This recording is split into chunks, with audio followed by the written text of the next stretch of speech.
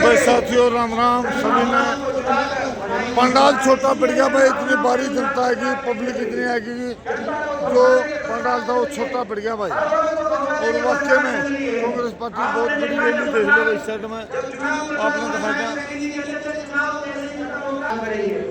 मगर सरकार बन गई, भूल गई किसान को।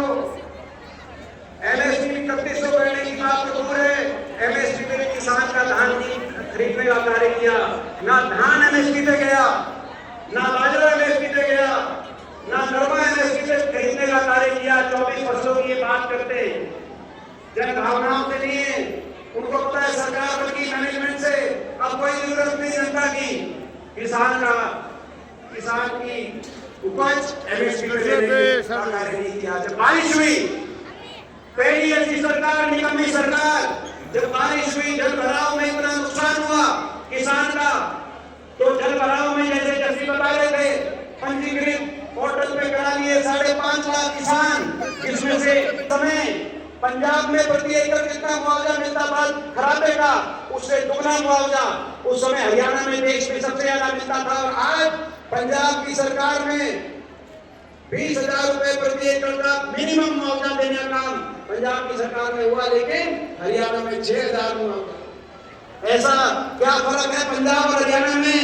यहाँ तो डबल इंजन की सरकार है, यहाँ तो नीचे भी बीजेपी की है, ऊपर भी बीजेपी की है। यही कसूर है क्या हरियाणा? किसान को भूल गए। जब चुनाव चल रहा था, गरीब आदमी को दिखाने के लिए कहा कि हुड्डा सरकार के 100 गज के एससी समाज के, बैकवर्ड समाज के जो 4 लाख परिवारों को 100 गज के प्लॉट मिले थे, उस फैसले को आगे बढ़ाएंगे। नायब सैनी जी ने सोनीपत में रैली करी और गरीब समाज को कहा कि 100 गज के प्लॉट आपको दिलवाने की योजना दोबारा शुरू करेंगे। आज चुनाव को पूरा हुए 1.5 साल हो गया, गरीब आदमी को भूल गए, उस योजना का जिक्र नहीं।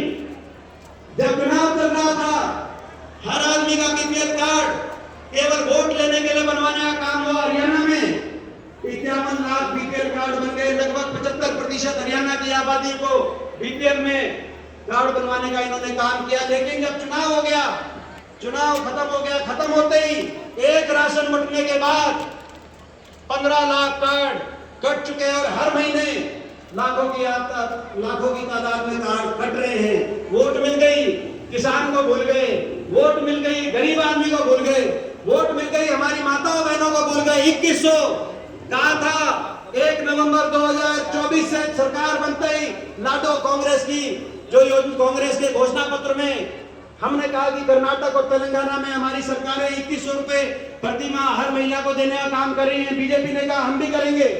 लेकिन मैं पूछना चाहता हूं, हमारी माता शक्ति बैठी है, कितनी महिलाओं के पास 2100 रुपए की पेंशन आई? आपके सामने है। चुनाव होते ही 85 लाख महिलाओं का पहले टारगेट रखा था, 85 लाख से घटाकर 5-7 लाख महिलाओं पे कहा कि केवल 5-7 लाख महिलाओं में, और उन महिलाओं को भी ये कहा कि 2100 नहीं देंगे, 1000 देंगे। और 1000 आने वाले समय में अगली सरकार देगी। क्या भाई 1000 अब देंगे, 1000 हमारी अगली बार सरकार देगी।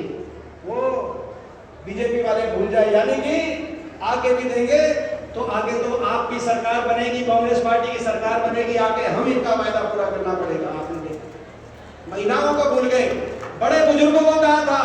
जब हम कह रहे थे 1 नवंबर से इसी अनाज मंडी में मैं कह के गया था कि नहीं गया था कि 1 नवंबर से सरकार बनेगी, 1 नवंबर 2024 से 6,000 बुढ़ापा पेंशन मिलेगी। बीजेपी ने भी कह दिया इलेक्शन में कि ये कह रहे हैं हम भी करेंगे, 6,000 बुढ़ापा पेंशन देंगे, लेकिन तारीख नहीं बताएंगे। आपने देखा क्या हुआ? 3200 भी, और वो भी काटने लग रहे थे। बुढ़ापा पेंशन हर गांव में, हर घर में बुढ़ापा पेंशन काटने लग रहे थे, तो हम सड़कों पे निकले। सोनीपत में मैं धन्यवाद करता हूं कि सांसद जी बैठे हैं, सतपाल रमजारी जी, हमारे विधायक बालू जी। सोनीपत में हमने धरना रखा और ये कहा कि अगर ये बुढ़ापा पेंशन अगर कटी, पहला धरना सोनीपत में है और दूसरा धरना नायब जी के, मुख्यमंत्री जी के निवास स्थान पर चंडीगढ़ में रखेंगे, तब जाके पेंशन इन्होंने उस फैसले को टेम्परेरी मतलब अस्थायी तौर पर उस फैसले को स्थगित करने का काम किया। तो लड़ाई लड़नी पड़ेगी, जैसे लड़ाई 3 काले कि उस सरकार को परवाह होती है जो जन भावनाओं से बनी होती है। जन भावनाएं वो होती हैं जो चुनाव से पहले माहौल बनता है कि इस पार्टी की सरकार बनाना चाहते हैं, मगर जो अपने काले धन से मैनेजमेंट से सरकार बनी हो वो जनता की परवाह करके नहीं चलती। ये सरकार बनी है यंत्र से, यंत्र समझ गए, ये सरकार बनी है तंत्र से। चुनाव आयोग, राहुल जी ने प्रेस कॉन्फ्रेंस करके बताया कि चुनाव आयोग किस तरीके से आज भाजपा की कठपुतली के रूप में काम कर रहा है। तंत्र का मतलब चुनाव आयोग से लेकर और ईडी, सीबीआई, सारी एजेंसियां चार हमारे विधायकों को रावदान से रोकने का कार्य करो। और ये सरकार बनी है, सबसे जरूरी समझना, षड्यंत्र से। और षड्यंत्र कैसा? षड्यंत्र ऐसा, और षड्यंत्र में कौन कौन शामिल है? षड्यंत्र में वो शामिल है जो चाहते थे कि हरियाणा में हुड्डा साहब के नेतृत्व में कांग्रेस की सरकार ना बने, हरियाणा के अंदर भाजपा की ही सरकार रहे। पर्दे के पीछे जो मिले हुए थे वो षड्यंत्रकारी। मैं हर चुनाव की रैली में कहता था कि निर्दलियों से बचना, इन इनेलो वालों से बचना, इन जेजेपी वालों को से बचना। इनका एक ही टारगेट है कि किसी तरीके से विपक्ष की वोट में सेंध लगाएं, किसी तरीके से कांग्रेस की वोट में सेंध लगाएं, कांग्रेस की सरकार को से रोकने से बचे। इनका एक ही टारगेट था कि सरकार कांग्रेस की कहीं ना बन जाए। और यही षड्यंत्रकारी आपने देखा होगा, धीरे धीरे सब सामने आता है। मैं पूछना चाहता हूं, गोपाल कांडा ने जो बयान दिया, क्या कसर बच जाती है? गोपाल कांडा ने कहा कि खट्टर साहब ने ये आदेश दिए हैं, कुछ भी करना पड़ जाए, अभय सिंह चौटाला उनके लड़के को जिताने का काम करो रानिया से। गोपाल कांडा का वो बयान आपने देखा होगा। सिरसा वालों को जाके पूछना कि सिरसा में पहली बार, मैं धन्यवाद सिरसा वालों को भी करता हूं, सिरसा और फतेहाबाद की 8 सीटों में से 6 सीट कांग्रेस पार्टी को जिताने का काम किया। एलनाबाद से लेकर फतेहाबाद तक कांग्रेस पार्टी को जिताने का काम किया। लेकिन जो 2 सीट डबवाली और रानिया 600 वोट से और कितनी वोट से ले गई, वो वही सीट थी जहां आज ये षड्यंत्रकारी भाजपा से मिलकर पर्दे के पीछे हाथ उठाकर, और आपने मनीष ग्रोवर का भी बयान देखा होगा, जिन्होंने कहा कि हुड्डा साहब को रोकने के लिए और कांग्रेस को रोकने के लिए इनेलो से हम वही प्रत्याशी दिलवाते हैं जो प्रत्याशी कांग्रेस की वोट और विपक्ष की वोट में थोड़ी बहुत सेंध लगाएं और बीजेपी का रास्ता बनाएं। यही बात निर्दलियों की थी। मैं सभी की नहीं कहता, यही बात निर्दलियों की थी। ये निर्दलीय, इनको कौन फंडिंग कर रहा था? धन शक्ति जो बीजेपी ने अर्जित करी है। भाजपा जिनका खाता 2024 में 11,000 करोड़ का डिक्लेयर्ड खाता, काला धन अलग, दूसरी तरफ कांग्रेस पार्टी जिसका देश में 133 करोड़ रुपए का हमारा खाता। और ईमानदार वो कहला रहे हैं क्योंकि मीडिया भी इनके साथ है।